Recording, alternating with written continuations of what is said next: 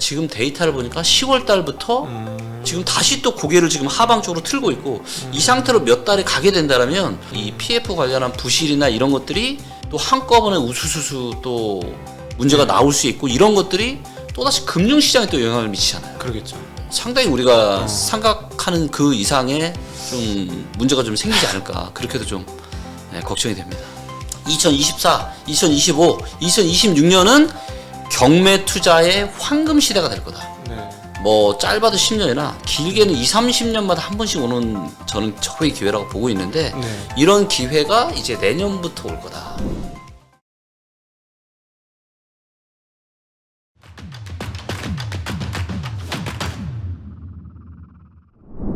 안녕하십니까. 증시각도TV 시청자 여러분, 투자자 여러분 반갑습니다.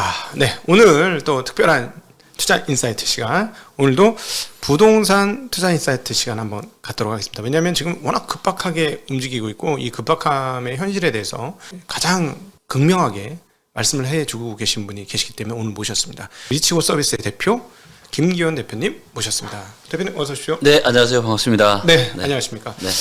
요즘 김기현 대표님 영상이 아주 난리예요. 장안의 화제입니다. 지금 굉장히 단호한 태도로 10월부터 드디어 지켜보고 있었는데 10월부터 드디어 꺾이는 게 확연히 보인다. 네. 조심해라. 네. 라는 말씀을 하셨어요. 네. 그러니까 리치고 서비스에서 이제 빅데이터를 계속해서 수집하고 계시고 네. 그 데이터에서 지금 나오는 지표들이 좀 심상치 않다라는 말씀이신 거죠. 네, 맞습니다. 네. 그 전부터 제가 이제 어떤 얘기를 했냐면 지금의 이제 단기 반등은 정부의 정책이 만들어낸 말 그대로 단기 반등일 뿐이고 네. 이 단기 반등은 짧으면 올해 한 10월, 11월 길어도 내년 1, 2분기 어느 즈음까지 가고 그 이후부터는 다시 또 대세 하락이 시작될 거다. 그런 전망을 제가 꾸준히 해왔었고요. 네.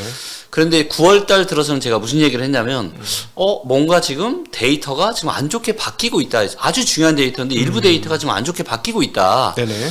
그래서 10월 말까지 이런 4가지 지표 데이터들이 어떻게 바뀌는지를 보면 이제 2차 하락이 시작이 될 건지 아닌지를 알 수 있을 것 같다. 네. 근데 지금 이제 10월 말을 향해 가고 있는데 예. 지금 나온 데이터들이 계속해서 안 좋아지고 있어요. 그래서 여기서 안 좋아지고 있다는 건 이제 하방 쪽으로 지금 방향을 다 가격이 떨어진다. 떨어지는 건 좀 달라요. 그러니까 모든 데이터가 안 좋아지고 나서 그러면 우리가 이제 매수 매도 줄다리기로 따지면 네네. 지금은 이제 뭔가 하락 쪽으로 이제 줄다리기가 많이 좀 땡겨졌지만 느낌이 주고받고 하던 게 왔네 뭐 이런 그렇죠. 느낌이란 거죠. 그렇죠. 그 동안에는 어떻게 보면 이제 좀 상승 우위였는데 네네. 이게 이제 하락 우위 쪽으로 많이 왔고 이런 일이 한 2-3달 지속이 되면 이제 가격에도 반영이 되는 거죠. 왜냐하면 여러 데이터를 보면 이제는 사자세는 거의 없고 늘었던 사자세가 다시 줄었거든요. 네. 근데 팔자세는 지금 계속 늘었고 네. 그 다음에 매물이 너무 많아요. 결국은 이것들은 결국은 하락으로 갈 수밖에 없다. 네. 그래서 제가 이제 21년 10월 달에 제가 그 얘기를 했잖아요. 네. 전국의 부동산이 완전 불장일 때 그 꼭지에서 제가 지금은 10년에 한 번 올까 말까 한 절호의 매도 기회다. 빨리 팔아야 된다는 얘기를 제가 21년 10월 달에 했었어요. 네네. 그리고 이제 그때가 정확하게 고점이었었고요. 네. 근데 지금 딱 2년 지났잖아요. 네. 23년 2월. 23년 10월. 23년 10월. 딱 2년 지났는데 그때랑 느낌이 좀 비슷합니다. 네. 지금 뭔가 상황이 정말 심상치 않게 돌아가고 있다라는 게 뭐 명확하게 데이터로 좀 보여지고 있는 상황이죠. 혹시나 팔고 싶으신 분들한테 그러면 조언을 해주신다면? 이미 늦었습니다. 네? 이미 늦었어요. 그러니까 제가 그런 얘기를 많이 하거든요. 부동산은 언제 팔아야 되냐? 올라갈 때 팔아야 돼요. 올라갈 때. 지금 팔면 되잖아요. 지금. 근데 아마 내놔보시면 아시겠지만 안 팔릴 거예요. 제가 이거를 제가 그 중요한 데이터들을 가지고 제가 같이 한번 설명을 좀 드리면서 말씀을 좀 드릴게요. 자, 먼저 이제 서울의 데이터를 좀 보도록 하겠고요. 이게 지역마다 좀 다르긴 한데, 자, 요 차트에서 요 파란색 선이 있죠. 요게 매도자 많음이에요. 즉 팔고 싶은 사람이 얼마나 많은지를 보여주는 건데, 요게 이제 22년 11월 말에 고점을 찍고 계속 내려왔어요. 즉 팔고 싶은 사람이 이제 줄어든 거죠. 근데 이게 8월 13일 날 바닥을 찍고 8월 중후반부터 계속 올라오고 있어요. 팔자가 많아졌다. 그렇죠. 네네. 자, 그런데 사자세는 요 빨간색이 사자세거든요. 네. 사자세도 좀 늘었는데 이걸 제가 좀 더 요거 최근만 좀 보도록 할게요. 네. 우리가 기간을 좀 더 보기 위해서. 자, 보시면 빨간색이 사자세인데 좀 늘었다가 8월 13일 날 딱 고점 찍고 사자세도 내려오고 있죠. 네. 자, 그래서 팔자세는 늘고 사자세는 줄어들고 있습니다. 자, 이런 일이 언제 일어났냐면 제가 이제 21년 정확하게 고점을 찍었을 때가 21년 10월 달이었거든요. 네. 그때가 이때입니다. 팔자세 늘죠. 네네. 사자세 줄죠. 그리고 나서 22년 상반기 지지부진 하다가 하반기에 완전 급락을 했죠. 팔자가 많아지면서. 그렇죠. 그러면 이제 매도하고 싶으시면 약간 가격을 더 떨어뜨려서 금매, 소위 말하는 금매를 내놔야지 팔리는 겁니까? 금매를 내놔도 안 팔릴 거라고 이제 데이터는 이야기를 좀 하고 있는데요. 자, 이거를 좀 보시면 지금 지역마다 매물이 얼마나 나왔는지를 이제는 뭐 다 데이터로 다 볼 수가 있어요. 네. 자, 저희가 어디로 가볼까요? 지금 뭐 제일 잘 나간다는 뭐 소차 강남 쪽으로 한번 가볼까요? 네. 자, 강남구를 보시면 거래로 가면 요게 이제 강남구의 매물이에요. 느네요. 강남 그죠? 파란색이 매물이고 요 밑에가 거래량인데 거래량. 매물은 6천 건이 넘게 쌓여 있습니다. 그럼 체결은요? 체결은 10월 달은 지금 37건 됐고요. 잠깐만. 물론 이제 더 되겠죠. 6천 건에 37건면 5%밖에 안 되는 건데 이게 뭐가 잘못된 것 같은데 뭔가가 잘못됐는데 이거는 너무 격차가 큰데? 너무 격차가 크죠. 네. 그러니까 거래가 정말 활발했던 8월 달 같은 경우도 보면 네. 매물이 지금 5,900건 거의 6,000건 있고요. 거래가 얼마 됐냐면 255건이 됐어요. 이것도 뭐 겨우 5% 조금 5% 오르기 안 되네. 30. 5% 안 되죠. 5%가 안 되네요. 네. 뭔가 이상한 거 아닙니까? 내놓은 사람과 실제 거래량의 격차가 이렇게 많다는 건 네. 호가가 너무 많이 떠 있다는 거고. 맞아요. 네. 호가가 너무 많이 떠 있는 것도 있고 네. 그다음에 이렇게까지 비싼 가격을 사줄 사람이 없는 거죠. 그러면 가격을 낮춰서 팔아야 되는 겁니까? 가격을 낮춰서 팔아야죠. 근데 그 매도자는 그렇게 가격을 안 낮추는다는 거네요. 부동산 재화 특성인 것 같으네. 이 보니까. 그렇죠. 아직은 사람들이 안 낮추고 있죠. 왜냐하면 일반인들은 지금 오른다고 지금 여전히 생각을 하고 있거든요. 보유자들은 보유 편향이 있으니까 당연히 더 오를 거라고 생각할 텐데 네. 이 현재 가격에 겨우 매입자들이 요거밖에 없다라는 거를 네. 냉정하게 안 받아들이고 있는 거네. 안 받아들이고 있는 거죠. 급하지 않은 거네. 이게 사람의 심리가 참 이게 재미있는 게 조금만 가격이 올라가면은 싹 걷어들여요. 예, 걷어들이지 않고 이제 좀 더 비싸게 팔고 싶은 거죠. 단돈 5천 1억씩이라도. 예. 그래서 정말 팔려면은 잘 팔릴 때, 잘 팔릴 때 가격이 올라갈 때 팔아야 되는데 네. 대부분의 사람들 어떤 선택을 하냐? 이미 시장이 꺾이고 나서 그때 부랴부랴 내놓잖아요. 아예 거들떠도 보지 않습니다. 그럼 5천이로 깎으면 팔리는 거 아니에요? 안 팔려요. 안 그래도 안 팔릴까? 팔려요. 이거를 정확하게 제가 거래량 데이터를 좀 보여드릴게요. 주식이나 부동산이나 우리가 거래량을 분석하는 굉장히 중요한 거잖아요. 왜냐하면 네네. 시장의 에너지를 우리가 알 수 있기 때문에. 그렇죠. 자, 여기 이제 보시면 수도권의 이제 거래량 데이터입니다. 네. 자, 보시는 것처럼 거래량이 22년에는 없어도 너무 없었어요. 수도권 전체가 4천 건이 안 될 때도 있었으니까. 말이 안 되는 거죠. 월별요? 예, 월. 월별 4천이요? 예. 거래가 많이 될 때는 5만 7천 건도 됐는데 1,000만 명이 사는 동네에서 예. 말이 안 되는 거죠. 네네네. 예, 1,000만 명이 아니라 서울, 인천, 경기도 다 2천만 합쳐한 거니까 2천만 거의 한 넘네요. 2천만 이상의. 예. 근데 이제 보시면 아파트가 이렇게 거래량이 작았다가 올해 2월 달부터 거래량이 늘었는데 이거는 전적으로 뭐냐면은 바로 특례 보금자리론. 네. 그래서 특례 보금자리론을 하게 되면 우리가 원래는 주택담보대출이 만기가 30년짜리가 대다수였습니다. 그러겠죠. 40년, 50년짜리 없었어요. 근데 이 특례 보금자리론으로 인해서 기간을 40년, 50년으로 길게 해주니까 돈을 갚아야 되는 입장에서는 상환 금액이 줄어드는 거죠. 네. 거기다가 특례기 때문에 금리마저 시중금리보다 더 싸게 해준 거예요. 약 한 1%포인트 정도 낮았던 거죠. 그렇죠. 네. 그러면 사는 사람 입장에서는 내가 원래는 한 300만 원 내야 되는데 기간도 늘려주고 금리도 낮춰주니까 이게 한 달에 200씩만 내면 되는 거예요. 네. 그래서 부담이 없네 하고 이렇게 거래량이 좀 늘어났던 건데 그래 봐야 수도권 기준으로 15,000건 조금 넘는 정도가 다였어요. 네. 근데 이렇게까지 오랜 기간 보세요. 한 15,000건 미만으로 거래가 낮아진 게 21년 9월 달부터인데 네. 이렇게 장기간의 거리가 적은 건 처음이네요. 처음입니다. 실거래가가 공개된 이후로 처음이에요. 제가 거래 데이터를 조사해 보니까 한 6개월, 7개월 요 정도 이제 거래 좀 침체되어 다시 살아나는데 지금은 제가 진짜 심각하게 보는 건 뭐냐? 이 특례 보금자리 론까지 해서 집사라고 해줬는데 이거밖에 안 됐다라는 거예요. 제가 이제 주식하는 사람 입장에서 가격을 매일같이 보는 사람 입장에서 보니까 네. 매도자들이 호가를 너무 안 내려놔서 그런 것 같아요. 네. 이걸 그렇죠. 맞아요. 호가 갭과 거래량의 차이가 이렇게까지 클 수가 없거든요. 제가 네. 보기에는. 네. 예. 그러니까 물량을 과감하게 던져야 되는데 그러면 그거는 예를 들자면 뭐 한국에 저기 서울에 뭐 한 15억짜리 집이라고 치면 네. 5천만 원 1억 내려서 안 팔린다. 지금은 아마 그 가격에 팔리기가 쉽지 않을 거예요. 지금. 그러면 지금은 이미 완전 심리가 또 얼어붙었거든요. 한 1, 2억씩 팔아야 되겠네요. 그럼요. 1, 2억씩은 내려야 과감하게. 과감하게. 만약에 지금 혹시라도 파시고 싶으신 분이 계시다. 과감하게 내려야 됩니다. 과감하게. 과감하게. 사실은 올해 상반기도 봤습니다만은 그 사실 결국은 이 특례보금자라는 40조를 따지고 보면은 네. 둔촌주공의 작품 아닌가. 그렇죠. 둔촌주공 살리기였죠. 네, 둔촌주공이 만들어낸 이 작품이다라고 결국 볼 수 있는데 그럼 네. 결국 여기서 집값이 한 번 더 빠지면 네. 또다시 그러한 어떤 가격 올리기 정책이 집값 받치기 정책이 나오지 않겠느냐. 당연히 나오죠. 그러겠죠. 그리고 그런 일들은 항상 역사적으로 계속 있어 왔습니다. 그러니까요. 네. 네. 그래서 그럼 이번에도 나오지 않겠습니까? 네, 아마도 저는 2024년에 이 부동산 관련한 좋은 또 정책들이 네. 집값을 좀 이렇게 안정시키기 위한 그런 정책들이 어쩔 수 없이 나오게 될 거다. 그럼 집값 뭐 다시 또 올려서 팔 수 있는 거 아닌가요? 그럴 수 있는데 이제 몇 가지 카드가 안 남았거든요.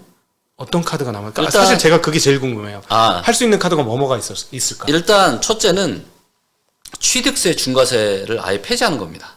지금은 집을 여러 채 사면은 그만큼 취득세를 많이 내야 돼요. 네. 예, 그렇기 때문에 주택을 투자나 투기 수단으로 바라보고 여러 채를 취득하기가 힘든 상황인 거죠. 아무리 호주머니 돈이 많아도.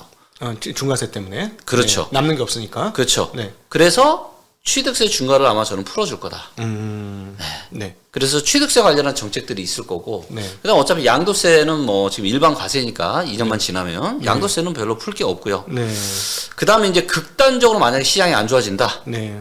그러면은 뭐가 나오냐면 한시적 양도세 비과세가 나오게 될 겁니다. 그래서 특정 기간 내에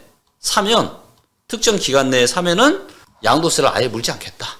예, 이런 정책까지도 아마 나오게 될 거고, 이런 정책은 실제로 IMF 이후에도 나왔었고요. 금융위기 이후에도 나왔었습니다.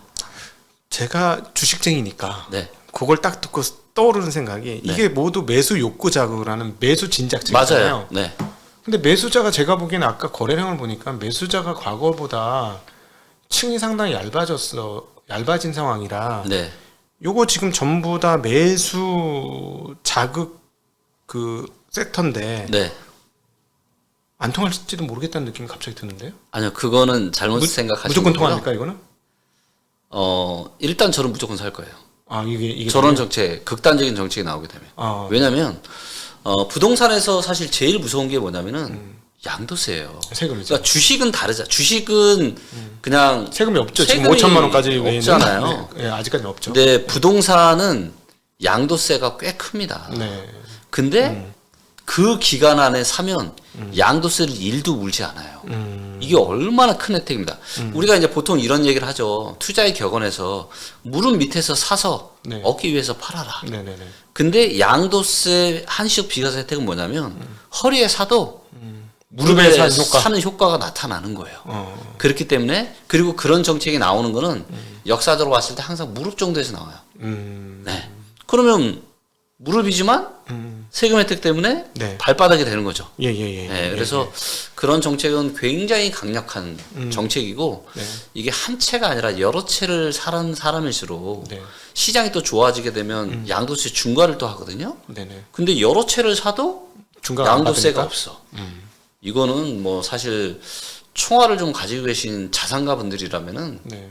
그냥 앞뒤 잴 거 없이 아마 무조건 네, 사시게 될 그렇군요. 겁니다. 이거는 이제 뭐 예를 들어 상업용지나 토지를 구매하는 법인 개념이 아니라 개인들의 주택 네, 구매 개인들, 예, 맞습니다. 이쪽이 되는 거죠. 네.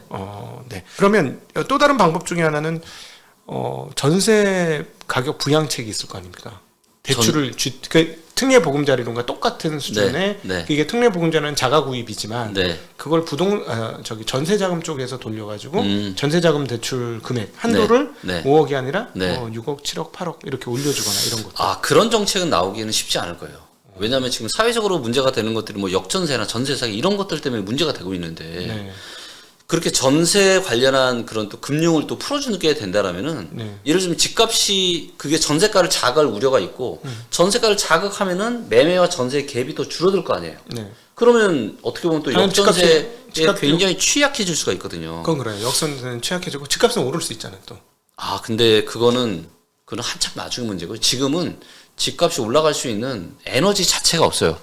이거를 이제 데이터로 자 판단을 좀 제가 해보도록 할 텐데 집값이 올라갈 에너지가 없다. 에너지가 예. 그러니까 우리가 주식이나 부동산이나 본질적인 가치 대비해서 저평가가 돼야 되잖아요. 그렇죠. 그리고 이제 우리가 더 바보 이론이라고 하죠. 네. 예, 내가 산 가격보다 더 비싸게 사줄 수 있는 바보들이 많아야 투자에서는 성공한다. 네. 예, 그래서 이거를 우리가 알려면 뭘 알면 되냐면 자 우리가 보통 집을 산다라고 한번 가정을 해볼게요. 네. 그러면 일반인들은 어떤 생각을 먼저 할까요? 내가 대출을 껴서 사니까 내가 한 달에 뭐 세후로 500을 버는데 내가 한 달에 주택 원리금 상환 금액으로 얼마를 쓸 수 있을까를 네. 가장 먼저 고민을 해서 집을 사게 될 거예요. 예, 예. 그래서 그게 바로 뭐냐면은 주택 구입 부담 지수라고 하는 겁니다.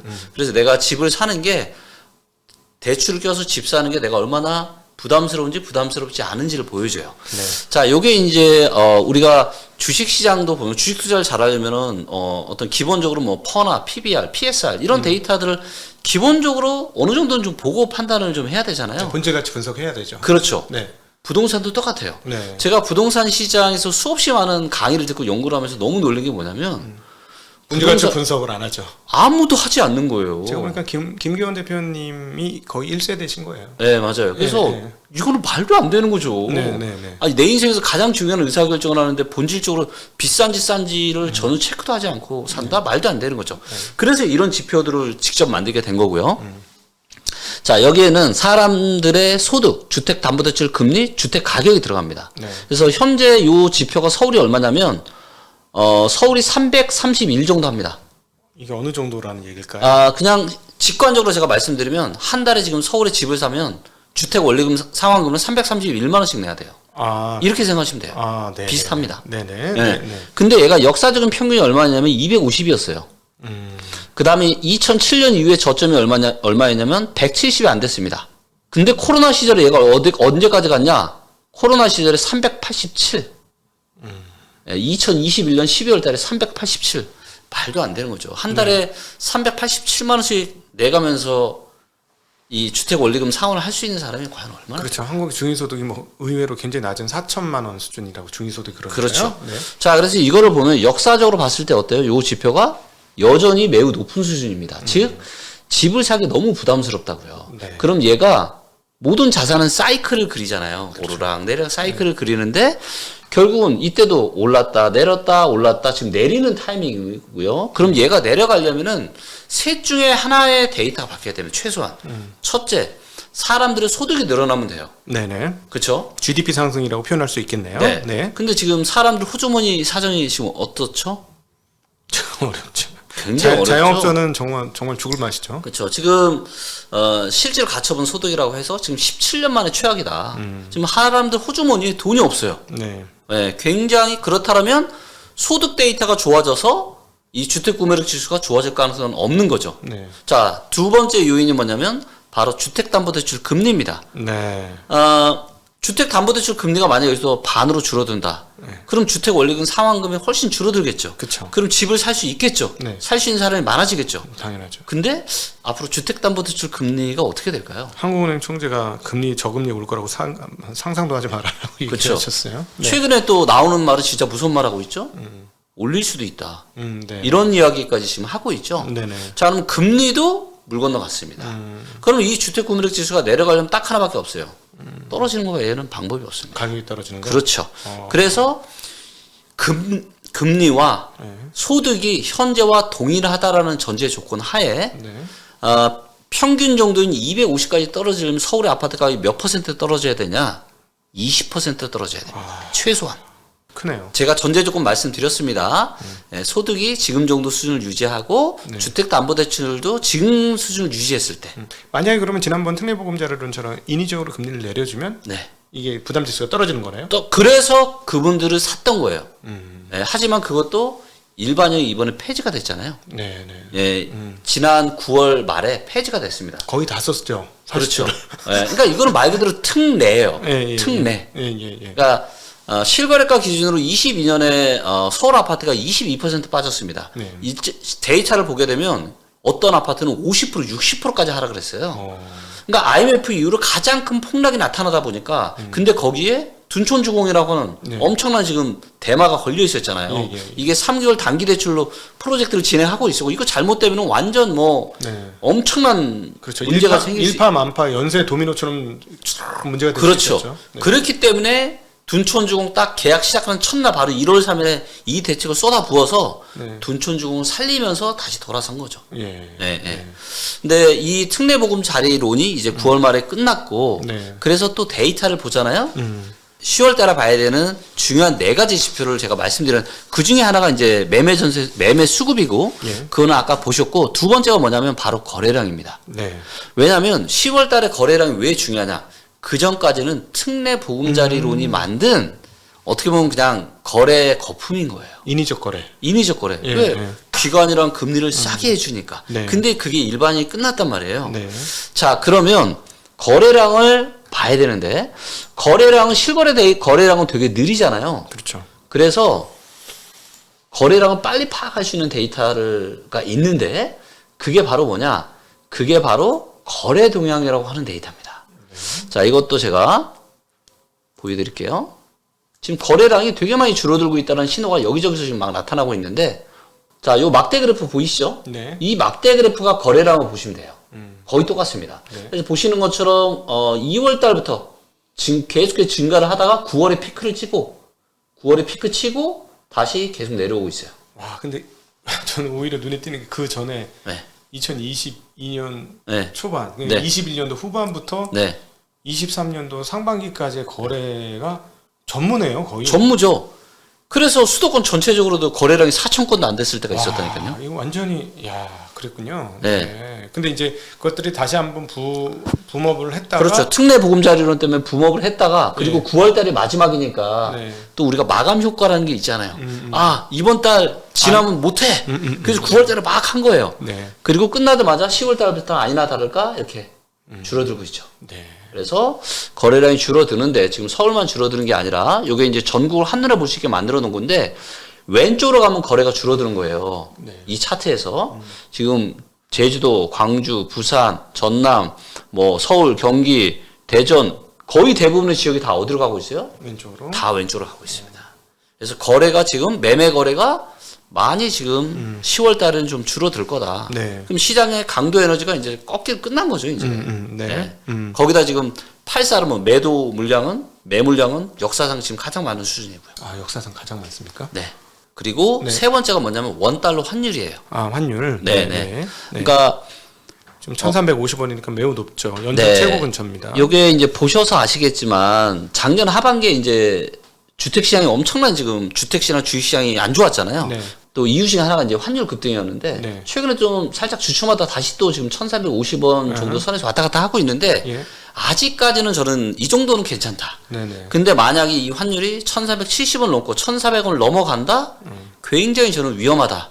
네. 또다시 만약에 환율이 1,400원 넘으면 부동산의 급락이 나타날 수도 있다. 금융 환경이 나빠진다는 얘기가 되니까 환율이 그렇죠. 올라간다니까 그러면 맞아요. 그 부동산도 안 좋다. 뭐 이렇게. 네. 그리고 이제 저는 뭐 제가 금융 전문가는 아니지만 네. 저는 지금의 환율은 비정상적인 환율이라고 생각을 합니다. 네. 달러 원이랑 네. 그다음 달러 엔이랑 네. 사실 거의 지금 비슷하게 가고 있는데 달러 엔 같은 경우는 지금 거의 전고점까지 왔거든요. 150엔 넘어섰잖아요. 넘어섰습니다. 그렇죠. 예, 예. 근데 한국으로 따지면 지금 1,400원 넘었어야 되거든요. 네네. 근데 이게 안 넘고 있잖아요. 그러니까 원엔 환율이 900원이 깨졌죠. 100엔당 900원이 깨져서 890원대입니다. 네네. 근데 저는 이거를 어디에서 보느냐? 요게 이제 외환보유고 차트인데 외환보유고가 21년 10월 달을 고점으로 쭉 떨어지다 살짝 올랐다가 다시 지금 떨어지고 있어요. 네. 이 얘기는 결국 외환보유고로 지금 환율 상승을 지금 막고 있다라는 거거든요.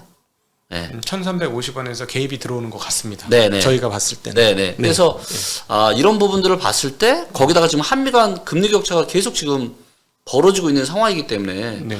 지금 달러 예금을 하면 지금 5% 이상의 이자를 주잖아요. 1년짜리 그렇죠? 그렇죠. 그러면 결국에는 한국 돈에 대한 수요보다 미국 돈에 대한 수요가 많아질 수밖에 없는 네. 전제 조건이 있는 거고 그렇기 때문에 환율이 올라갈 수밖에 없는데 네.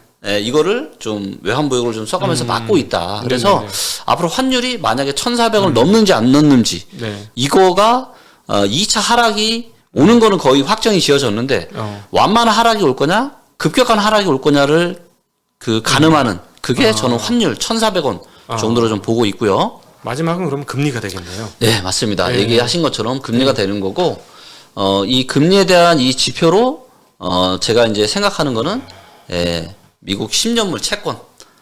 그래서, 이게 이제 보시면은, 어떻게 보면 1980년대, 고공행진했을 때 이후 2006년 이후 거의 최고치니까 네. 그 2007년 고점을 돌파 2006년이면 리먼 브러스 사태 터지기 직전이니까 네. 엄청 높았을 때 맞아요. 그 수준까지 올라온 그러니까 이게 81년을 고점으로 출렁출렁 계속 내려왔거든요. 네. 사실 어떻게 보면 금리가 우하향하는 이런 시기는 자산 시장에 있어서는 너무 황금기잖아요. 네, 그렇죠. 그쵸. 자산이 굉장히 좋았지만 이 추세가 지금 완전히 지금 코로나 이후로 완전히 지금 바뀌고 있잖아요. 그쵸. 급격하게 지금 올라가고 있고 뭐 누구는 뭐 7% 가네, 네. 8% 가네 이런 얘기들을 하고 있는데 저도 이제 그런 생각을 좀 많이 합니다. 정말 강한 사람이 살아남는 게 아니라 이 시대의 환경에 잘 적응하는 사람들이 결국은 서바이벌하고 위너가 되는데 저는 이제 그런 환경에서 가장 중요한 게 뭐냐면 저는 금리의 향방이라고 저는 개인적으로 생각을 하는데 네. 지금은 전 세계가 지금 서로 갈등을 하고 충돌을 하고 있잖아요. 그렇죠. 그래서 뭐 많은 세계의 석학들이 이제 저물가 저금리 시대는 끝났다. 이제는 고물가 고금리 시대가 지금 완전히 바뀌고 있다. 또 심지어는 제가 알기로는 상당히 보수적이라고 하시는 하워드 막스조차도 네. 이제는 완전히 이제는 상황이 완전 바뀌었다. 고금리 지금 고물가 시대다. 네. 그리고 이거를 저는 개인적으로 어떻게 생각하면 이것이 부동산 시장에 엄청나게 많은 영향을 미칠 거다. 그리고 이 어떤 시대의 큰 패러다임이 변하는 거거든요. 지금 40년 만에. 네. 이거를 정화하지 못하면 정말 큰일이 날 수 있다. 그래서 지금은 이 금리의 향방이 어떻게 될지를 정말로 잘 계속 좀 지켜봐야 될 것 같습니다. 저는 이 금리 얘기를 하시면은 사실은 저는 이제 주식 쪽에 있습니다만은 주식 쪽에 있으면 CP 금리를 주로 보는데 네. 걱정이 되는 게 하나가 오히려 전 부동산 쪽이에요. 왜냐하면 맞아요. 주택보증공사 허그, 네. 허그가 올해 지금까지 1조 2천억인가 1조 3천억인가 부실이 났어요. 네. 근데 22년도까지 대손 충당이 6조입니다. 네. 그리고 얘네가 25년까지 예상하고 있는 전세 관련된 부실이 10조예요. 근데 올해 벌써 1조 중반인데 이거가 이제 분양 보증도 있고 전세 보증도 있으니까 네. 뭐가 어떻게 터질지 봐야 맞아요. 되는데 맞습니다. 지금 속도가 너무 빨라서 맞아요. 제일 걱정하는 게 네.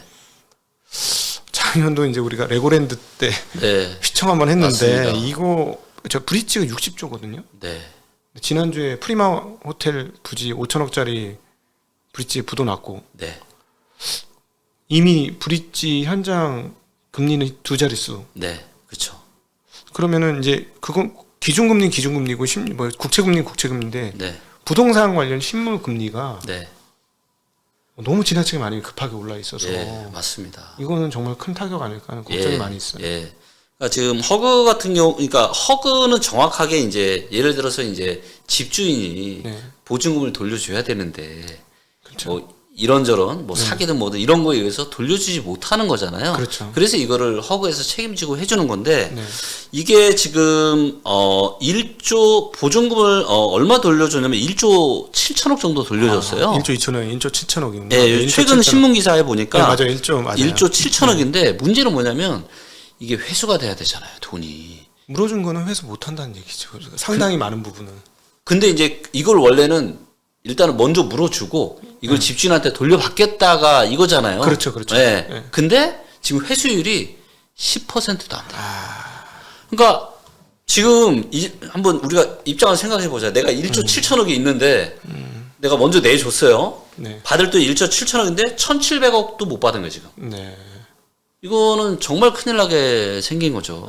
예. 그리고 또 얘기하신 것처럼 지금 뭐 부동산 시장의 브릿지론이나 뭐 여러 가지 PF자 이런 것들이 지금 저는 생각했던 건 뭐냐면 만약에 2차 하락이 좀 오지 않으면 그러면 이제 조금 그나마 뭐 문제는 생겼지만 아주 큰 문제가 안 생길 수 있는데 시간 끌면서 해결할 수 있는 거죠. 그렇죠. 근데 지금 데이터를 보니까 10월 달부터 지금 다시 또 고개를 지금 하방 쪽으로 틀고 있고 이 상태로 몇 달이 가게 된다면 그동안 조금 어떻게 보면 좀 잠잠하게 눌려 있던 이 PF 관련한 부실이나 이런 것들이 또 한꺼번에 우수수수 또 문제가 나올 수 있고 이런 것들이 또다시 금융시장에 또 영향을 미치잖아요. 그러겠죠.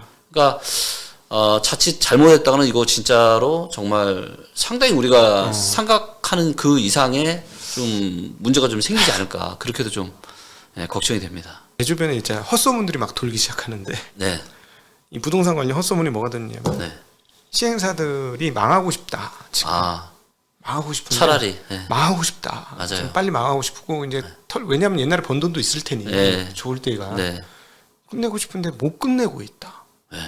왜 그래? 왜 못 끝내? 아니 만기 연장을 자동으로 해줘. 그리고 그다음에 이자를 갚지 말라 그래. 네. 그러면서 내년 총선까지는 연장이다. 이런 뜬소문이 자꾸 제 귀에 들리는 거예요. 헛소문들이 제 귀에 자꾸 들려요. 네. 근데 뭐 새마을 거 보니까 연체율도 진짜 떨어지고 떨어질 수가 없는데 연체율이 떨어지고 네. 이거 헛소문인데 참 신기하네. 막 이러면서 만약에 이래서 밀어놨다가 한꺼번에 터지면 더 큰 문제죠. 더 큰 문제죠. 진짜 심각하죠. 그렇게 되면. 그러니까 지금의 이제 여러 가지 좀 일부 전문가들이 이런 얘기를 하잖아요. 아니 문제 좀 터질 건 터지게 내비두고 좀 해야 되는데 자꾸 이제 어떻게 보면 겨우겨우 뭐 숨통 트이게 살려주고 이러다가 금리가 내려가고 해서 잘 풀리면 좋은데 네. 이러다가 안 풀리면 진짜 한꺼번에 터질 수가 있거든요.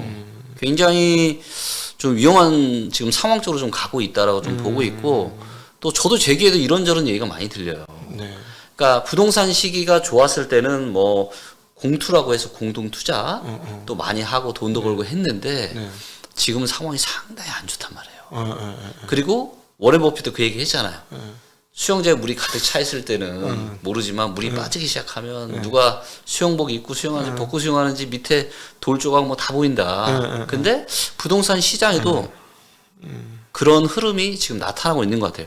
고금리가 지금 지속이 된 지 꽤 됐거든요. 그렇죠. 그래서 최근에 더 올랐어요. 네, 맞아요. 네. 그리고 그나마 주거용은 주거용도 문제지만 그나마 주거용 괜찮은데 상업용 부동산은 훨씬 더 미국도 상업용 부동산의 문제가 심각하죠. 한국도 저는 상업용 부동산에서 상당히 문제가 생길 거다라고 좀 보고 있고 그래서 이런저런 지금 좀 안 좋은 이야기들이 조금씩 나오고 있고 이거를 또 데이터로 볼 수 있는 게 있습니다. 네, 그게 뭐냐? 네. 바로 경매 데이터예요. 네. 얼마 전에는 이제 리치고에는 이제 경매까지 이제 다 볼 수가 있는데 자 일단 현재 부동산 시장이 가장 좋은 게 서울이거든요. 네, 그래서 서울의 아파트 경매 건수가 어떻게 되는지를 한번 데이터로 좀 살펴보도록 하겠고요. 네.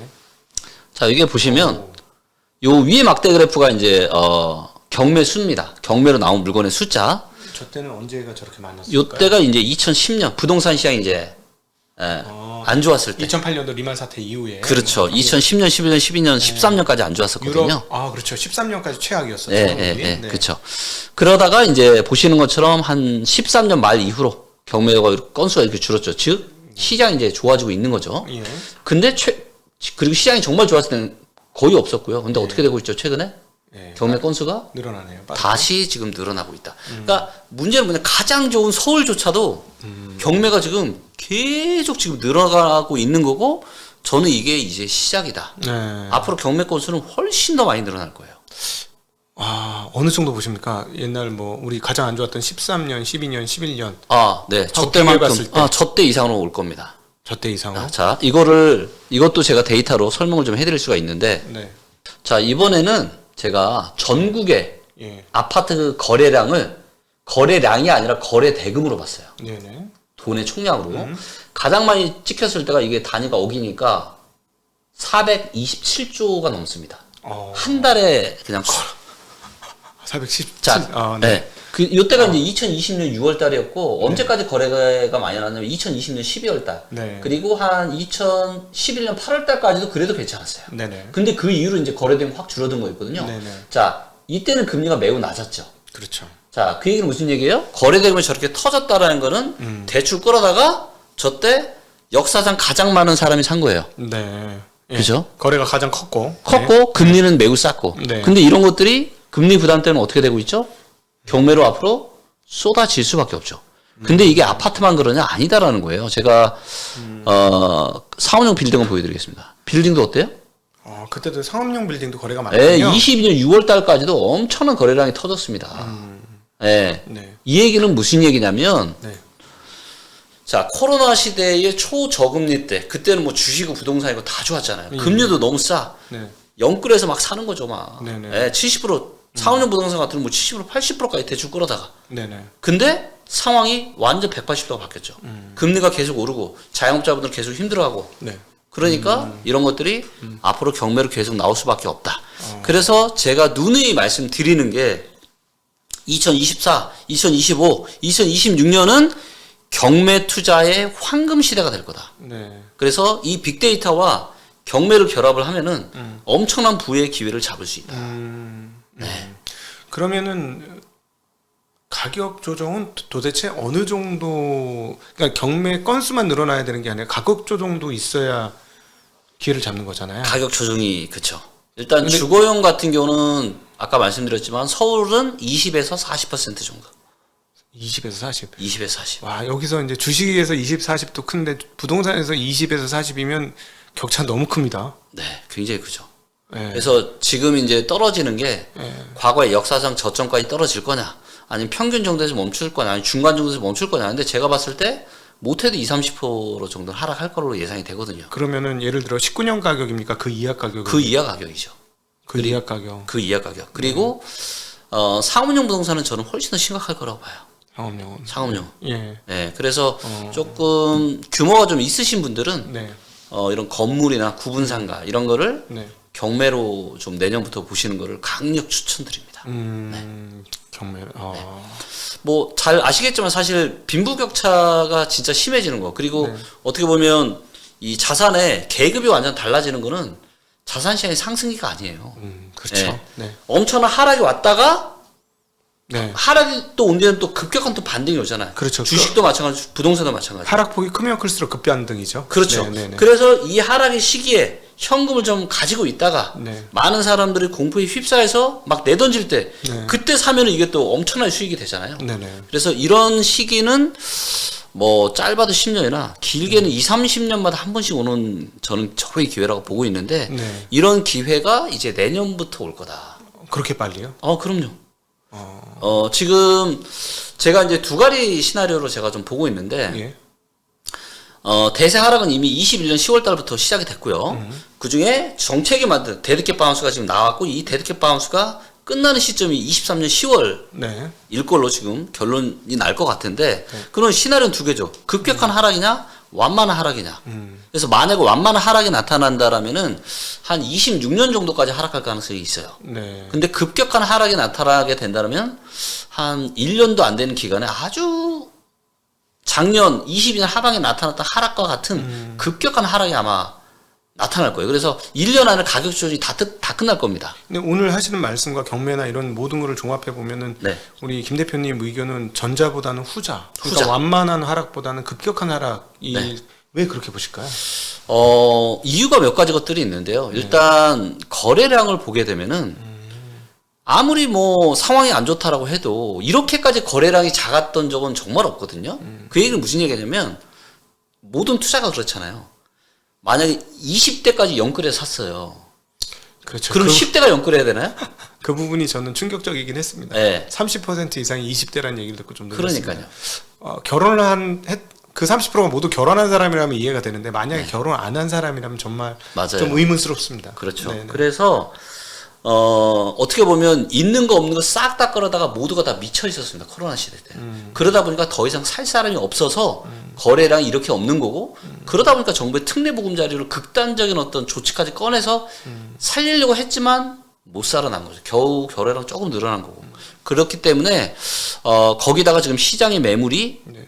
지금 매물 데이터는 뭐 시결 데이터가 그렇게 아주 오래되진 않았지만 그래도 지금 역사상 가장 많습니다. 네. 팔려고 하는 사람은 가장 많아요. 근데 우리들이 호주머니 사정을 생각해야 되는데 사람들 호주머니 사정은 진짜 안 좋아요. 자영업자는 정말 너무 힘들고요. 그럼요. 네. 네. 그러니까 이거잖아요. 결국엔 내가 소득이 늘든가 아니면 내가 지출이 좀 줄어들든가 해야 되는데 소득도 안 늘고 별로 안 늘고 지출은 갈수록 늘어나고 그러면 나머지 방법은 뭐예요? 내가 가지고 있는 자산이 늘어나야죠. 그렇죠. 근데 지금은 주식시장도 별로고 그러니까 뭔가 내가 자산을 좀 증식시킬 수 있는 이런 것도 사실은 쉽지 않고 네.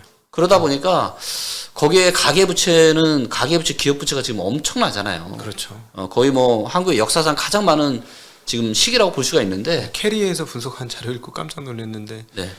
그냥 가계부채가 100 그게 이제 연초 기준이니까 103%, 102%에 그렇죠. 대해서 한 3, 4등인데 네. 전세를 합치면 맞아요. 150%로 증가하더라고요. 그럼요.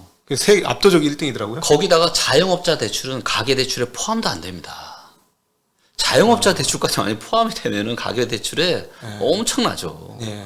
그래서 지금은 너무나도 부채가 많은데 고금리가 계속 지속이 되다 보니까 이거를 못 버티고 여기저기서 아우성이 최근 재기에도 너무 많이 들려와요. 정말로 지금 그래서 앞으로 정말로 많은 기업들과 개인들이 도산하고 파산하고 이런 일들이 앞으로 쭉 이어질 것 같아요. 네. 예, 이런 상황이기 때문에 완만한 하락이 오면 저는 너무 좋을 것 같은데 네네. 정말로 안타깝게도 급격한 하락이 나타날 가능성이 좀 더 무게를 주고 있고 이거를 어떻게 아냐? 저는 딱 환율만 보면 된다. 일단 그래서 환율이 1,400원을 넘어서 안착하는지 안 하는지가 완만한 하락이 올 건지 급격한 하락이 올 건지를 가늠짓는 잣대가 좀 되지 않을까 생각합니다. 예. 그 사실은 그 최고 집값의 어떤 뭐 하방의 방어는 개인적으로 이제 사용 가치가 있는 전세 가격 네. 이 결국은 방어를 해줄 거라고 생각을 하는데 네. 여기서 이제 하나 따져봐야 될 게 전세값이 적정가냐가 갑자기 궁금한 거예요. 네. 그렇게 되니까 네. 그 적정가면 역전세는 거의 안 나야 되는 건데 역전세가 나면 네. 적정값에 대해 비싸다는 얘기잖아요. 네. 그래서 어떻게 보시는지 네. 이것도 데이터로 다 말씀을 좀 드리도록 하겠습니다. 자, 요게 이제 네. 소득 대비해서 지금 전세 가격이 몇 배나 되는지를 보여주는 데이터입니다. 이게 PIR이 아니고 PIR인데 전세 PIR인 거죠. 전세 PIR. 예. 우리나라만 있는 거네. 예, 그러니까 네. 제가 워낙 데이터를 좋아하고 네. 모든 의사결정을 저는 데이터 기반에서 하다 보니까 네. 이런 것까지 제가 이제 다 만들었는데 네. 자 보시면은 지금 역사적인 평균이 9.4배 정도 됩니다. 네. 예, 소득 대비해서 한 10배가 안 되는 건 전세 가격이. 그래도 낮진 않네요. 낮지 않죠. 다른 나라 PIR 수준이네요. 예. 근데 지금 전세가 얼마냐면요. 11배입니다. 11배. 근데 여기 코로나 때 몇 배까지 갔었냐면요. 여기 코로나 때 거의 15배 갔습니다. 보시면은 뭐 2013, 14 이때는 8도 안 됐어요. 예. 그러니까 정말로 쌌죠. 네. 예. 그래서 지금은 역사적으로 봤을 때도 조금 소득 대비해서는 전세 가격이 그렇게 싼 수준은 아니고 그냥 한 평균 정도 된다고 보시면 돼요. 근데 이 평균이 코로나 시대의 비정상적인 이게 들어가 있는 거죠. 전세는 2년, 3년의 상환이니까 코로나 때 15배는 역전세네. 그렇죠. 이 말씀하시는 맞아요. 거니까 그러다 보니까 이제 평균이 9.4배면 네. 50% 역전세네. 맞아요. 그래서 그러니까 지금 이제 강남이나 이런 데는 뭐 4, 5억씩, 6억씩 막 역전세가 막 나고 있잖아요. 그러면은 만약에 말씀하신 대로 해서 역전세까지 나와서 그러면 매물이 매물을 부르는 네. 우리 주식시장도 투매 때 매물이 매물을 부르고 패닉이 오는 거니까 맞아요. 주식시장처럼 그런 식이 나온다면 최악의 경우 2013년 8배, 4배까지도 떨어질 수 있는 거네요. 하방은? 그럴 수 있죠. 만약에 이게 경기 침체까지 만약에 온다. 그러니까 지금 전세 데이터를 보면은 전세는 완만한 우상향을 할 가능성이 높아요. 네. 전세 매물량은 줄어들고 매물은 없어서 또. 네, 매물은 줄어들고 여러 가지를 네. 보면은 전세는 이제는 안정화될 가능성이 높은데 문제는 뭐냐? 경기 침체예요. 경기 침체가 오잖아요. 네. 그때는 전세 가격도 또 확 내립니다. 그래서 우리가 작년에도 그랬잖아요. 작년 22년 7월 달까지도 대다수의 전문가들이 뭐라 그랬냐. 서울이 입주 물량이 작고 네. 임대차 3법 갱신이 또 돌아와서 22년 8월 달부터 전세가 폭등할 거다 그랬어요. 네. 그랬거든요. 네. 근데 어떻게 됐어요? 전세가가 매매가보다 더 많이 폭락했죠. 그때요. 작년에 안 좋았죠. 네. 모든 자산가가 폭락했으니까. 그럼요. 그래서 일단은 기본적인 부동산 관련한 데이터만 보면 네. 전세는 완만하게 우상향할 가능성이 높지만 공급이 부족하기 때문에. 예, 네. 근데 여기에 혹시라도 경기 침체의 문제가 발생한다 그러면 전세가도 또다시 더 하락을 하게 될 거고 그렇게 되면은 지금 또 그나마 좀 잠잠해진 역전세 문제가 또 한 번 더 심각해질 가능성도 있긴 합니다. 물론 지역마다 좀 다르긴 해요. 물론 이제 지역마다. 서울은 워낙 공급이 적으니까 저도 한 25년 내외에는 오히려 뭐 전세값 기준으로는 당연히 올라야 돼. 공급이 적으니까 올라야 된다라고 보는 입장인데 만약에 집값이 많이 떨어지면 그게 일종의 수출입이 잘 되고 반도체가 잘 풀린다고 해도 그거는 수출이고 네. 내수 경기 쪽은 네. 안 좋을 수 있어서 내수 경기 안 좋으면 부동산 가격도 악화되는 거 아닙니까? 그렇죠. 네. 그래서 여러 가지 것들이 다 좀 연결이 되어 있어서 네. 지금은 모든 게 굉장히 불안불안한 상황이기 때문에 어. 지금은 정말 이제 좀 보수적인 스탠스를 좀 취하시면서 부동산 자산을 좀 관리하시면 좋을 것 같아요. 아, 네. 그리고 또 하나 이제 그 아까 잠깐 언급을 주변에서 이제 고통을 신음하는 분들이 많다고 했는데 저도 이제 별로 관심이 없다. 이제 부동산 최근에 부동산 금융 문제가 됐어요. 제 네, 입장에 보니까. 그렇죠. 그러니까 금융 불안정성의 핵심적 요소가 돼가지고 이제 관심을 가지면서 보게 되니까 네. 업계 얘기를 들어보니 아니 업계 얘기 아니고 동호회급이죠. 네, 네, 네. 부동산 동호회급 얘기를 들어보니까 전 집 뭐 한두 세 채 뭐 네. 이런 사람들의 문제일 거라고 생각했다가 거기 얘기 들어보니까 장난 아니던데 뭐 지식산업센터 뭐 이런 거 등등 해서 열채 장난 20채 아니에요. 30채씩 굉장히 이거 심각하고요. 그래서 완전 지금 난립니다. 근데 그게 사실이에요? 사실이에요. 그래서 막 지산 이런 거를 초저금리 때 막 공투하고 그때 지산 같은 경우는 지산 광풍이 불었잖아요. 그리고 잘 돈이 몰라요, 10%만 있으면 됐었어요. 계약이 예. 그러니까 막 싼 거죠, 막. 지산도 올랐었을 테니까 엄청, 예. 그때는 뭐 코로나 때는 안 좋은 게 없었잖아요. 다 좋았잖아요. 지식산업센터 공동 투자하고 건물 공동 투자하고 너무 많아요. 근데 또 심지어는 어떤 사람까지 있냐? 자기 돈은 거의 들어간 것도 없으면서 이걸 뭐 자기가 무슨 천억 부자니 뭐니 막 이런 사람도 있고 별의별 사람이 많습니다. 이 부동산 업계에도. 그쪽이 제일 약한 골이겠네요. 그럼 어떤 네. 측면에서 지금 아마 소송 걸고 뭐 서로 아마 난리도 아닐 거예요 지금.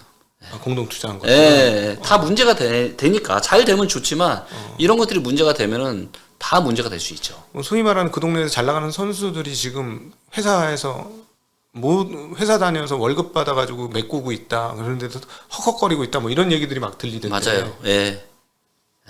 정말 이제 이 이자 부담 때문에 다들 완전 지금 녹아나고 있습니다. 그래서 내년에 만약에 이제 금리가 지금 정도 수준만 유지가 되어도 내년이 되면은 난리가 날 거고요. 아니 그러다 보니까 경매 물건이 계속 나올 수밖에 없는 거죠. 모르겠습니다. 제가 저는 이제 부동산 투자를 전면적으로 안 하는 입장이라서 옆에서 보면 너무 뻔히 보이는데 지금 빨리 던져야죠. 그럼 몇 개는 던져서 근데 문제는 금융 비용을 까야 되는 거 아닙니까? 자, 이게 주식과 부동산이 가장 무서운 차이예요. 자, 주식은 던질 수 있죠. 그렇죠. 유동성이 웬만하면 요즘처럼 하한가 영풍재지 같은 하한가 걸리는 거 아니면 할 수 있죠. 언제든지. 그렇죠. 주식은 팔아서 유동성을 확보할 수 있어요. 근데 부동산은 문제가 뭐냐? 내가 가격을 아무리 낮추고 뭐해도 거들떠도 안 보는 거예요. 그렇다고 뭐 대출 이자에 뭐니 다 걸려 있는데 말도 안 되는 가격에 던질 수는 없는 거고. 그러니까 예를 들어 8억 대출 받았는데 5억에 팔 수는 없는 거지. 네. 바로 3억 까지는 거니까. 그렇죠. 네네. 그리고 이제 저는 투자의 기본이 저는 뭐라고 생각하냐? 저는 예금 이자라고 생각합니다. 아, 그렇죠. 예금 이자. 그렇죠. 그러니까 예를 들어서 우리가 건물을 사더라도 지금 은행에다가 예금만 해도 뭐 4%, 달러 그러면 5%를 주는 세상인데 네. 지금 제가 얼마 전에도 이제 동탄에 좀 임장을 갔다 왔는데 수익률이 얼마냐면요. 4% 초중반대예요. 부동산이? 네. 높은데요? 괜찮은 거 아니에요? 근데 보세요. 부동산은 네. 취득세 내야죠. 아, 그거 빼고 국비 내야죠. 세전 4%. 세전 4% 초중반. 아, 근데 거기다가 또 뭐 이런저런 세금 내고 관리 비용 나고 뭐. 그렇죠. 그러니까 부대 비용이 있죠. 그렇죠. 그러니까 저는 이거를 보면서 어떤 생각이 드냐면 아직 좀 정신 못 차렸다. 아니 은행에만 지금 예금에도 4% 이자를 주는 세상인데 네. 그러면 내가 상가에 투자를 하려면 최소한 5%나 6%는 줘야 그래도 할까 말까인데. 세후 그 정도 나와야죠. 세후. 네, 그렇죠. 세후 그 정도 네, 나와야죠. 세후 그 정도 나와야죠. 왜냐면 원금 손실의 리스크가 있기 때문에. 예, 예. 근데 아직은 시장이 움직이는 걸 보니까 여전히 4% 초중반대에서 움직여요. 저는 오늘 우리 김 대표님하고 대담을 해보니까 이거는 지금 보유자분들이 들어야 되는 대담이다. 네. 제가 보기에는 이건 없는 분들이 오히려 관심이 많을 것 같은데 이 영상은 아니다. 이거는 보유하고 계신 분들이 좀 들어서 빨리 자기 자산 포트폴리오 정리를 해야 그래 돼요. 포트폴리오 정리를 해야 되겠네요. 네. 지금. 근데 이제 문제는 정리가 안 된다는 거 이미. 그래서 부동산이 진짜 무서운 게 뭐냐면요. 사는 거는 그냥 누구나 해요. 근데 정말로 중요한 거는 파는 겁니다. 내가 언제 팔아야 될지. 그리고 파는 거를 부동산은 그러니까 주식은 이거예요. 주식은 꼭지 찍고 내려갈 때도 팔 수 있거든요. 그렇죠. 부동산은 이게 안 돼요. 한 번 분위기가 안 좋아지잖아요. 그럼 완전히 분위기가 싸늘해져서 거들떠도 안 봐요. 거래 절벽이 오나요? 네. 그러면 이거를 팔려면 어떻게 하냐? 극단적으로 가격을 내리는 수밖에 없어요. 그래서 저는 항상 그런 생각을 해요. 아, 내가 발끝부터 머리 끝까지 먹을 생각 하지 않고 그냥 적당히 올라갈 때 파는 게 그게 위너다. 네. 네. 진짜 심각한 현장의 얘기를 들은 거. 제가 이제 부동산 대담을 제가 안 하다가 이제 어쩔 수 없이 네. 우리 권 대표가 바빠가지고 아, 네. 제가 이제 부동산 대담을 하다가 부동산에 눈을 떴는데 최근에 네. 아 오늘은 현장에서 오신 현장 소장님한테 직접 얘기 듣는 것 같아요. 자, 그리고 네. 지금 보면은 강남 소초도 얼마나 심각한 게 이제 제일 좋은 데 중에 하나가 지금 반포거든요. 네. 지금 요게 반포 지금 경매 물건 나온 거 보이세요? 경매가 있어요라고 떠 있죠. 아, 네. 저게 다 지금 경매로 다 나온 물건들이에요. 네. 한국에 지금 가장 제일 좋다라고 하는 지금 반포나 이쪽도 지금 경매 물건이 계속 나오고 있다. 하나 또 궁금한 게 있습니다. 이건 어떻게 데이터 있으실지 모르겠는데 한국 서울 집값이 비싸다 안 비싸다 막 설이 있어요. 뭐 홍콩에 비해 싸다, 뭐 싱가포르에 비해 싸다, 뉴욕에 비해서는 뭐 비슷하다, 뭐 이런데 소득하고 이런 거 다 비교해서 봐야 되잖아요. 맞아요. 비싼 겁니까 안 비싼 거? 비싸죠. 엄청나게 비싸죠. 비싸면 도대체 얼마나 비싼 겁니까? 이것도 데이터로 제가 있어요? 아, 그게? 그럼요. 신기하네. 요게 이제 지금 서울에 네. 소득 대비하는 소득 대비 몇 배인지를 보여주는 데이터인데 네. 지금 얼마냐면 22.4배입니다. 그러니까 진짜 22.4배요? 네, 22년을 한 푼도 안 쓰고 모아야지 집을 사는 겁니다. 근데 보시면 이제 2013년에는 얘가 몇 배였냐? 11배였어요. 11.5배. 이게 세계 평균이라면서 이 정도가? 예, 이 정도면은 세계 집을 살만하죠. 11배. 자, 이거는 조금 더 긴 시계열로 한번 볼게요. 이거는 자 보시면은 역사적인 평균이 16.9입니다. 17배 정도 돼요. 17배. 2007년부터 17배. 이거 기억해 주시면 좋겠네요. 네, 17배 정도가 언더로 떨어지면 평균 이하니까 사도 네, 괜찮다. 그렇죠. 네. 근데 얘가 낮을 때는 12배가 안 됐단 말이에요.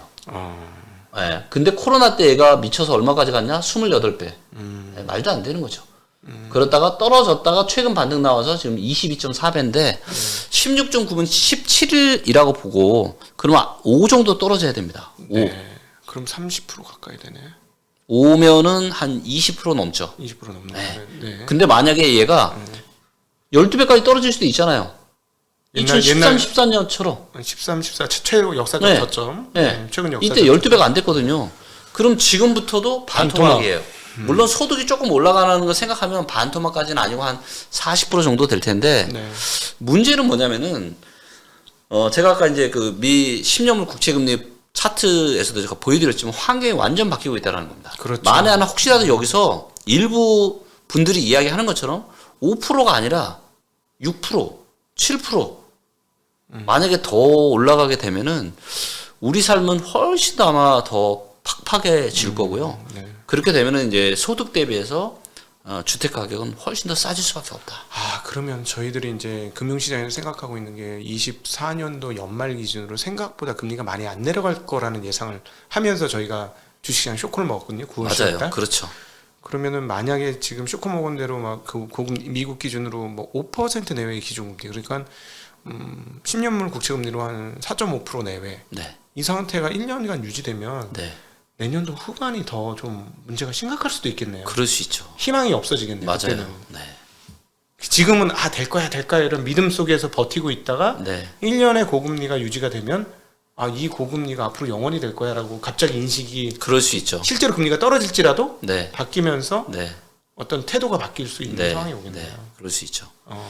그래서 엄청난 이제 저는 격변의 시기가 앞으로 1, 2년 안에 저는 펼쳐질 거다라고 좀 보고 있고요. 그래서 이런 격변의 시기를 내가 어떻게 대처를 하느냐가 너무너무 중요하다고 좀 보고 있고 그래서 저는 무조건 경매다. 네. 그래서 경매로 좀 많은 기회들을 잡으시면 좋을 것 같아요. 자 오늘 우리 유익한 말씀을 해주셨으니까 선전 한번 하고 가셔야죠. 경매는 리츠고입니까? 경매는 리치고죠. 어떻게 해야 되는지 얘기까지 네, 여기 네. 이제 리치고 앱에 가보시면, 네. 대한민국 최초로 지금, 네. 그러니까 보통의 부동산 앱은요, 아파트 앱 따로, 토지 건물 앱 따로, 그 다음에 경매 따로, 다 따로따로 흩어져 있어요. 예. 근데, 리치고가 올해 이제 상반기에 정말 수없이 많은 작업을 해서, 네. 최근에 다 업데이트가 됐는데, 정말 의미 있는 게 뭐냐, 이걸 다 이었다라는 거예요. 예. 네. 자, 이거를 이제 제가 경매를 한번 보여드릴게요. 자, 보시면 이제 여기 이제 청담동 명품거리에 있는 네. 이 경매 물건인데 얼마 전에 낙찰이 됐습니다. 요 사거리 바로 이제 요 건물이고요. 네. 자, 이 건물이 감정가가 얼마냐? 233억이에요. 예. 자, 그러면 이제 우리가 보통 경매를 할 때 이거 얼마짜리냐를 파악을 해야 되잖아요. 네네. 보통 어떻게 이런 건물들은 간평을 받고 뭐하고 하죠. 받죠. 네. 자, 근데 이거를 AI로 다 만들었습니다. 그래서 실제로 간평사들이 간평을 하는 이런 로직과 인공지능 기술을 결합을 해서 네. 대한민국의 모든 토지와 건물에 AI 추천가를 다 만들었어요. 네. 자, 그럼 이 AI 추천가가 얼마인지 한번 볼게요. 네. 가보시면 토지가 200억, 그 다음에 건물이 205억, 합하면 203억 6천이죠. 2억 5천. 200억, 203억 6천만 원. 그쵸? 네, 네. 건물과 토지 합하면, 건물값이 거의 없네. 네, 건물까지 거의 없죠. 없네. 왜냐면, 네. 2억 5천. 얘가 건물이, 오래됐구나. 1층에 1층. 아하. 네. 근데 이 건물을 몇 배 신축할 수 있다고 돼 있죠? 20배. 그러니까 용적률이 높아서. 그렇죠. 지상 1층, 지하 1층짜리 건물인데 20배. 그러니까 20층을 지을 수 있는 거예요. 네. 자, 이거를 감안하면, 이런 가능성까지 감안하면은 AI 추천가가 지금 203억 정도 얘기했는데, 네. 이거를 지금 낙찰을 201억에 낙찰 받으시면 너무 제가 봤을 때 너무 낙찰 잘 받은 가격이고, 네. 신축하는 것까지 감안하면 얘는 210억, 220억까지 줘도 저는 나쁘지 않다. 네네네. 근데 이런 의사결정은 이제는 뭐예요? 이 데이터에 데이터에서 다 보잖아요. 예. 그래서 저는 이게 이제 대한민국에서 아주 이제 좀 의미 있는 일이다라고 네. 좀 생각을 하고 있고요. 예. 그래서 이제는 리치고 안에서 뭐 아파트, 건물, 토지, 경매까지 다 데이터로 볼 수 있다. 그리고 또 하나 말씀드리고 싶은 게 뭐냐면은 이 중개 기능인데 네. 저는 이제 중개도 데이터에 기반한 이 과학적인 중개가 필요하다고 보거든요. 네. 근데 저희 리치고 앱에 들어가면 여기 중개를 누르면 네. 현재 이제 이 가맹 중개사분들이 좀 계속 생겨나가고 있습니다. 네. 이렇게. 자, 이분들은 이제 저한테 부동산 빅데이터 기본 교육을 다 이수하신 분들이에요. 네네. 그래서 우리가 보통 어떤 뭐 매매를 구하든 전세를 구하든 과연 이 중개사가 나를 위해서 투명한 중개, 솔직한 중개를 해줄까라는 그런 좀 의문이 있잖아요. 네네. 근데 데이터로 알려주면 어때요? 믿음이 가잖아요. 있는 네네. 그대로 보여주니까. 네네. 그래서 이제는 리치고 중개 파트너스를 리치고 앱에서 이렇게 아니면 네이버에 검색하셔가지고 찾아서 네. 제 얘기를 하시면 아마 데이터에 기반해서 예. 아마 굉장히 솔직하고 투명한 중개를 해주실 거예요. 리치고 지금 리치고닷컴으로 들어가면 됩니까? 리치고.ai 그냥 네이버나 이런 데서 리치고 검색하시면 바로 나와요. 그리고 연결 링크가 나오고. 예, 핸드폰에서 네. 리치고 앱을 다운로드 받으시면 되는 거고. 그렇게. 그래서 해서 화면 지도하고 요거는 기본적으로 다 보여주시는 있죠. 거예요. 그래서 지금 한 달에 대략 한 80만 명 정도가 사용을 하고 있어요. 저희 리치고 앱을. 네네. 네, 그래서 예. 여러분들의 이런 부동산 관련한 의사결정을 그 어떤 부동산 서비스보다 좀 더 네. 객관적으로 그 앱을 보시는 데까지는 무료인 거죠? 다 무료입니다. 네. 네, 일부 유료 기능이 있긴 하지만 네. 네. 와, 이거 한 300만, 500만 되면 우리 리치고 김 대표님 여기 불러도 안 오시겠다. 재벌 되셔갖고. 아니, 그래도 와야죠. 네. 네. 오늘 저는 굉장히 유익한 정보가 있으니까, 집값에 대해서 궁금하신 분, 특별히 제가 보기엔 오늘은 집을 갖고 계시고 건물을 갖고 계신 분들은 한번 살펴보실 필요가 정말 있을 것 같다. 맞아요. 만만치 않은 상황이 앞으로 한 2년 정도, 2, 3년간의 격변기가 한번 올 수도 있겠다. 네. 마지막으로 한번 여쭙겠습니다. 정부가 예를 들어서 어떤 식으로든지 막으려고 할 것 같은데. 그럼요. 무조건 할 겁니다. 그래서 뭐냐면 투자자 입장에서는 엄청난 기회가 되는 거예요. 오히려. 집값이 떨어졌는데 정부 정책이 나오면 그렇게 기회가 그럼요. 된다? 집값이 안 떨어지면 별 기회가 아니고? 그렇죠. 일단 집값이 안 떨어지면 정부 정책은 안 나올 겁니다. 나올 이유가 없죠. 안 떨어지니까. 그렇죠. 근데 데이터가 이야기하는 대로 머지않아 2차 하락이 시작이 된다. 네. 그러면 지금 가격보다 꽤 많이 떨어질 거예요. 예. 그러면 우리가 무릎 밑에서 살 수가 있는 거거든요. 예. 근데 또 정부의 정책까지 겹쳐요. 그러면 이제 어떻게 보면 꼭 먹고 알 먹고가 되는 거죠. 이번에 40내 보금자리로는 사실은 집값만 방어하는 시스템이었는데 네. 다음번에 나오는 2차 하락 시기에 만약 정부 정책이 나오면 예를 들어 세금 감면이라든가 이런 문제가 나오면서 추가적인 소득을 구해줄 수 있는 그런 정책까지도 나올 가능성이 높다. 네. 그러면 꼭 먹고 알 먹고가 된다. 완전 꼭 먹고 알 먹고 되는 거죠. 아 그렇군요. 알겠습니다. 저희가 정기적으로 한번 모셔가지고 분위기 파악 좀 하도록 하겠습니다. 네 오늘 우리 그 프리즘 투자자문 그리고 리츠 서비스의 대표이신 김규원 대표님 모시고 아주 현재 상황을 정말 현장감 있게 피부로 와닿게 이야기를 들었습니다. 여러분에게 많은 도움이 되셨으면 좋겠고요. 도움이 되신 분들은 우리 그 유튜브도 있으시잖아요. 유튜브 있죠. 예, 뭐 리치고 김기원 치시면 네, 리치고 김기원 치시면 유튜브에서 바로 나오니까 거기서 업데이트는 훨씬 자주 하시잖아요. 그렇죠. 예, 네. 예, 그거 보시면 도움이 되실 것 같고, 그 다음에 리치고 서비스 들어가시면 궁금하신 분은 직접 확인할 수 있지 않을까 싶습니다. 일단 기본적인 사항은 무료라고 하니까요, 도움이 되실 것 같습니다. 오늘 귀한 시간 함께 해주신 김기현 대표님께 감사 인사드리고요. 고맙습니다. 네, 고맙습니다. 네, 우리 함께 해주신 시청자분들께도 인사드리겠습니다. 고맙습니다. 네, 감사합니다.